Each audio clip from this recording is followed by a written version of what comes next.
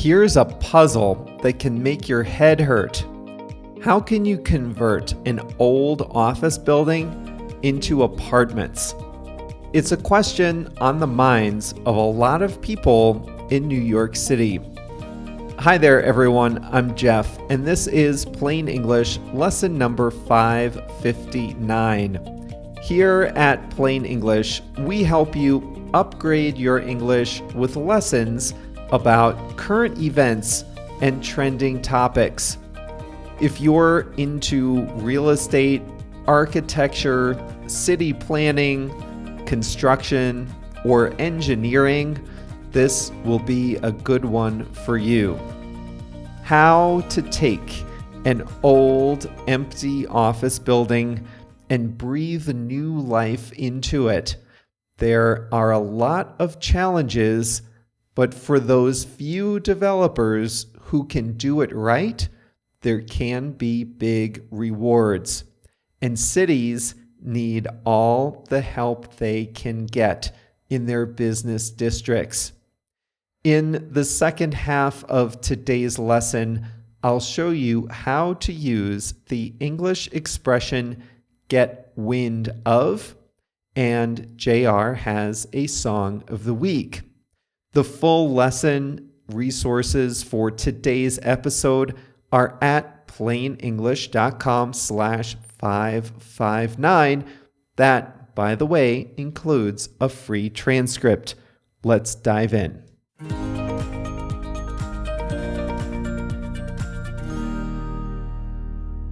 New York's office vacancy rate is about 16 or 17%. That means about 17% of all the space inside office buildings is currently empty and available for rent. That's high by historical standards, but even that covers up an uncomfortable truth. The newest buildings are doing very well. They have great natural light, good air quality, are in the best locations, and have good amenities. They have no problem attracting tenants, and they fill up. But some old buildings are really struggling. Large blocks of floors sit empty. These buildings were built a long time ago. They don't have efficient floor plans. They don't have the upgraded wiring that's needed for a modern office. They're not energy efficient. The elevators aren't very fast. They're maybe not in the best locations for an office today. What to do? One answer is to convert them into apartments. And New York City especially is desperately short of housing units.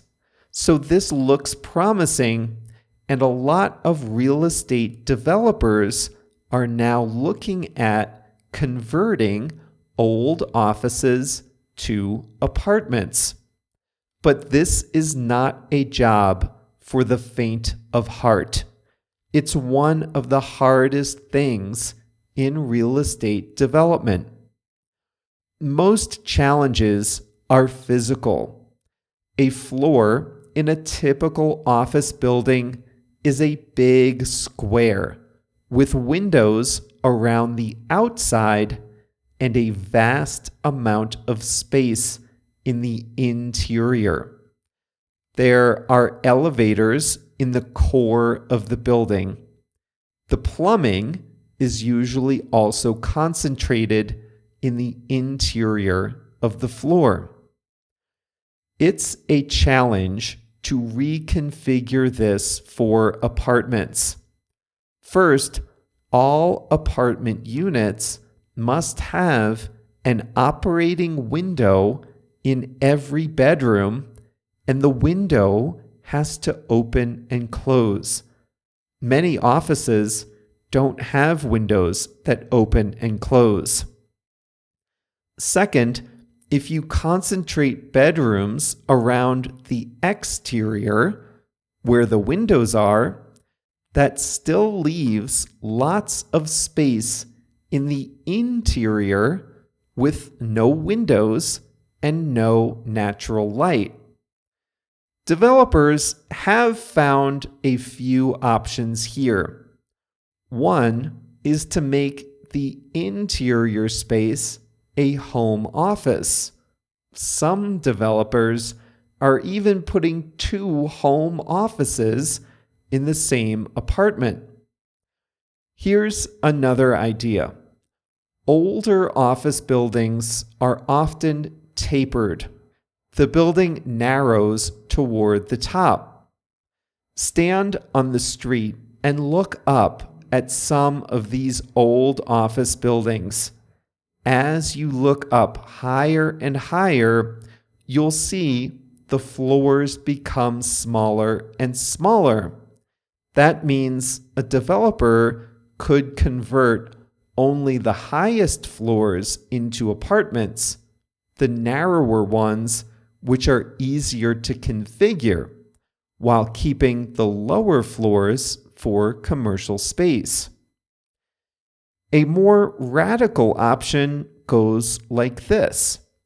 Carve a courtyard out of the central core of the building and put windows in interior space that faces the courtyard. It's expensive, but it's being done in several projects in New York right now. There are other design challenges. Offices tend to have more elevators than apartments of the same size. That's because an office needs to accommodate a rush of people in the morning and evening, and there are more people in an office than in an apartment building of a similar size. This is wasted space that can't be reclaimed for anything else. Plumbing is an issue too. Most office buildings have bathrooms near the central core and limited or no plumbing throughout the rest of the floor plate. An apartment conversion requires extensive plumbing renovation to install bathrooms and kitchens. But imagine you found a building that's perfect for conversion. It's 60% vacant, so the owner is probably looking to sell the building. You have some good ideas to solve the layout. You want the building. There's just one problem. If it's 60% vacant, that means it's still 40% occupied with office tenants. And those tenants might have the right to occupy that building for 10, 15, even 20 more years. If you want to convert the building, you have to buy them out of their leases. You have to pay them money to leave before their leases are up. And if they get wind of your plans, they're not going to leave for a low price. I told you this was a puzzle that could make your head hurt. And the truth is, a conversion from office to residential is not going to work in the vast majority of old office buildings. The challenges are just too great. But it will work for some. The farther old office buildings fall in value, the better this looks as an investment. Manhattan apartment rents are at record highs and keep pushing higher. So the gap in value between apartments and offices is growing.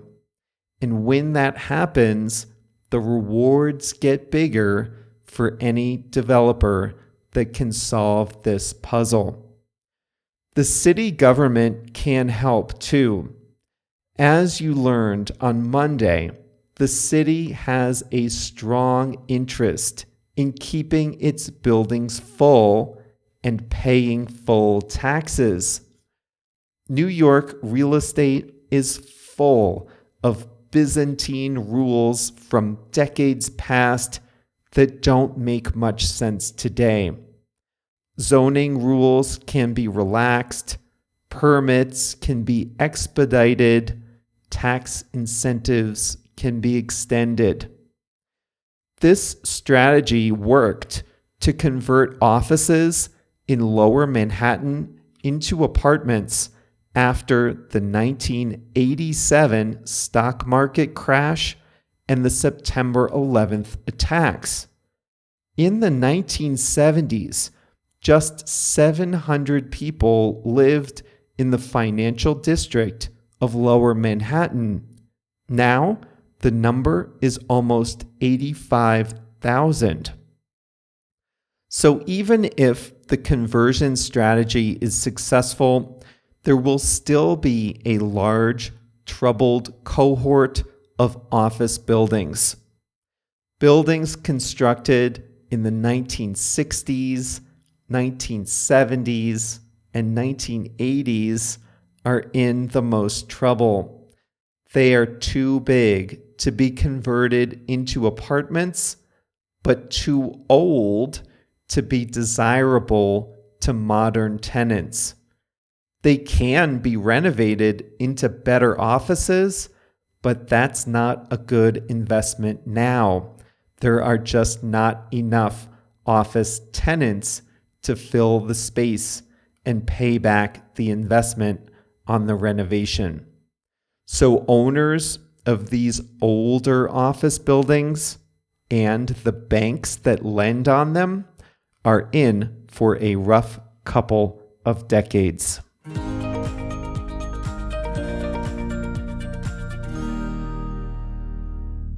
Converting is a good idea, and cities should encourage it when it's feasible, but it's not going to be enough. Only 1 or 2% of old buildings are going to be convertible in this way. So if cities want people back, they're going to have to find another way to add places to live. The crazy thing about New York is you think of New York as a city that's full of skyscrapers, but it's really not. I mean, there are lots and lots and lots and lots of 4 and 5-story walk-up apartment buildings in Manhattan, right in the middle of everything. I lived in one steps from Central Park. But in New York, they have this crazy zoning system that means you can have a super tall, pencil-thin tower on one block going 80 or 90 stories in the air, surrounded by 5-story buildings for many blocks around it. But untangling all of that would be a real mess.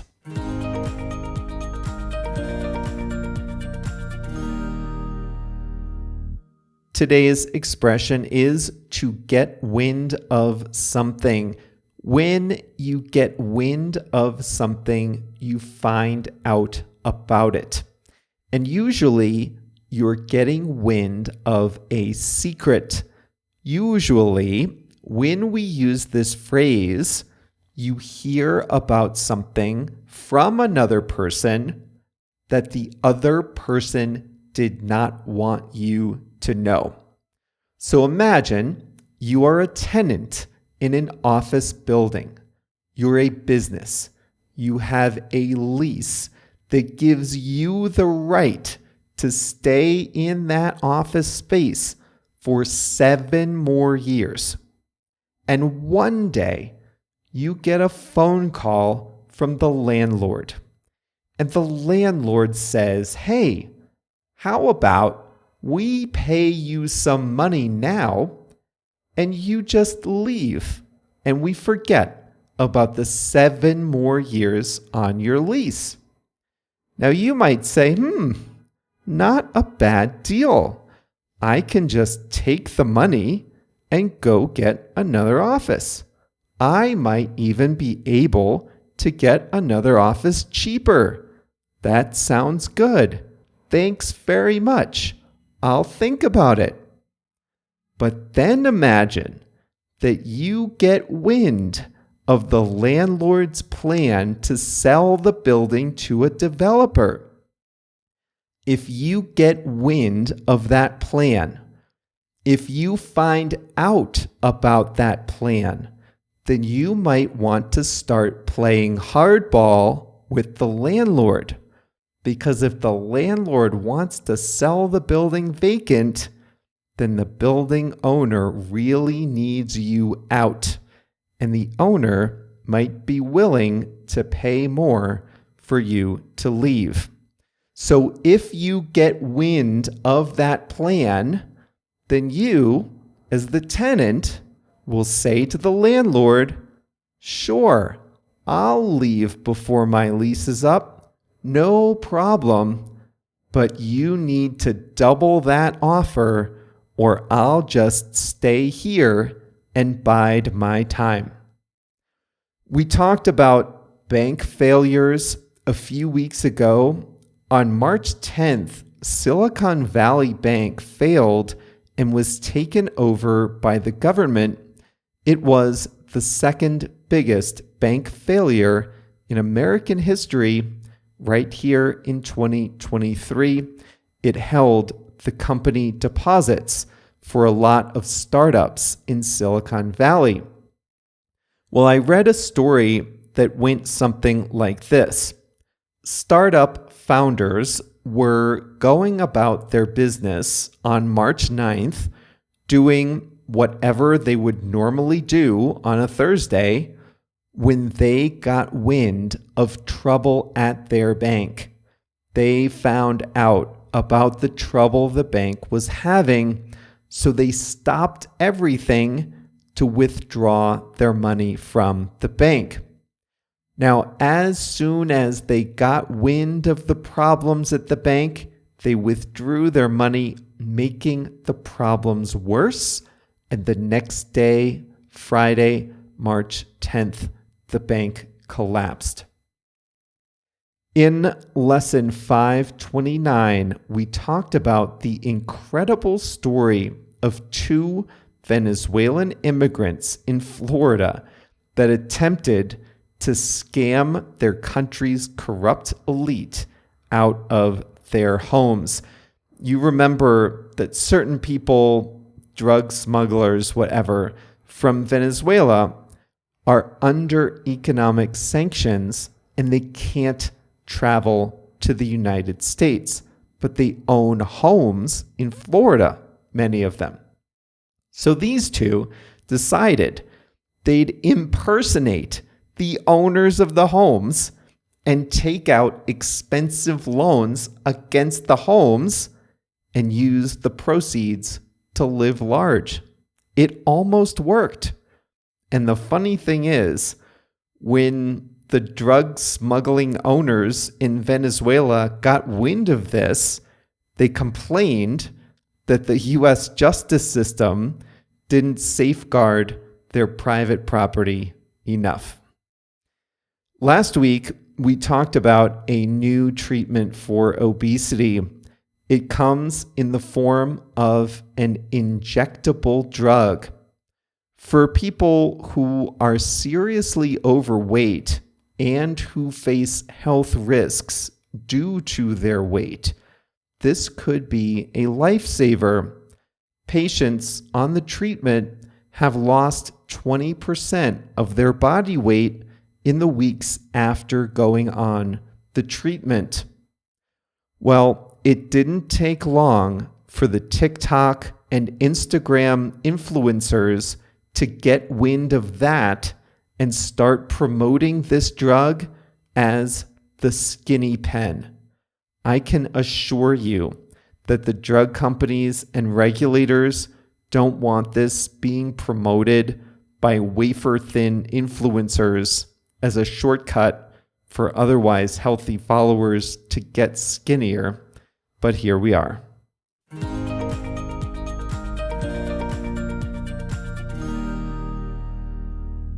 Today's song of the week is Light My Love by Greta Van Fleet. Greta is a girl's name, but Greta Van Fleet is a band of 4 guys. They named the band after a local woman. Anyway, Greta Van Fleet won a Grammy Award for Best Rock Album in 2019. They've played with Elton John, and their sound has been compared to Led Zeppelin, Pete Townsend, and Aerosmith. Light My Love is from 2021. I don't think they sound like Led Zeppelin in that song, but that's just me. It's a good song nonetheless, so thanks JR for picking that one for us this week. And that's all for today's lesson. This was one of those rare occasions where I got to talk about something I used to study for work. When I was in consulting, my industry specialty was real estate, so this was familiar territory for me. So I hope you enjoyed Monday's lesson and today's lesson, a window into the kinds of things I used to think about all the time. Remember, this was lesson 559, so you can get the full transcript of this lesson at plainenglish.com/559, and you can unlock transcripts of our full library by becoming a free member at plainenglish.com. We'll be back on Monday with a new topic. See you then.